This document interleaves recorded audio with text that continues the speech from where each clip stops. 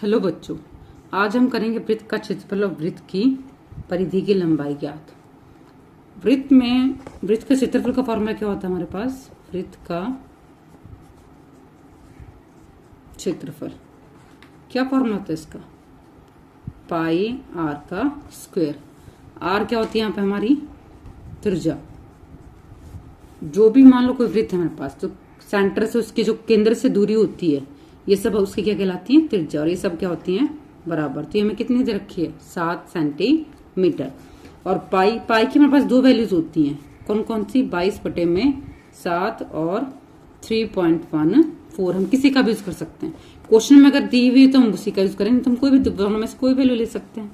इसका क्षेत्रफल निकालते हैं हम। क्या फॉर्मूला होगा? देखो, area is equal to pi 22/7 use कर लेते हैं हम। आर कितना है? 7। त्रिज्या कितनी है? 7 गुना में 7। स्क्वायर का मतलब क्या होगा? वो चीज कितनी बार आएगी? 2 बार। यहाँ देखो कैंसिल हो रहा है 7 से 7, तो कितना आ गया? 154। और इसकी इकाई यूनिट क्या थी? सेंटीमीटर। इसका वर्ग होगा। हमेशा किस में आएगा एरिया? हमेशा स्क्वायर में। नेक्स्ट हम देखेंगे इसकी परिधि क्या होती है। कई बार बच्चों को कंफ्यूजन होती है कि इसमें परिधि का फॉर्मूला लगेगा या फिर किसका लगेगा? क्षेत्रफल का। अगर हम मान लो कोई क्वेश्चन ले लेते हैं कि इस कोई खेत है हमारे पास या कोई मैदान है, किस आकार में? वृत्त के आकार में, और उसमें हमें पौधे लगाने हैं। अगर हम पौधे लगाएंगे उस मान लो वृत्त के आकार के पार्क के अंदर, तो हम क्या बात करेंगे? क्या निकालना पड़ेगा उसके अंदर? हमें उसके खेत लगा लो, कुछ भी है तो क्षेत्रफल निकलना पड़ेगा।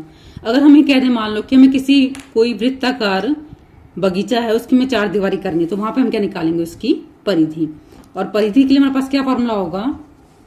वृत्त की परिधि। वृत्त की परिधि का फॉर्मूला क्या होगा? 2 पाई आर। आर हमें पता है त्रिज्या दी हुई होती है, लगा देते हैं यहां से formula. 2 into pi into R. R कितना है? 7। कितना आ गया यहाँ से? 44। और ये किसमें आएगा हमारा? सेंटीमीटर में। कैसे? वृत्त की परिधि क्या होगी? मान लो हम एक वृत्त ले लेते हैं,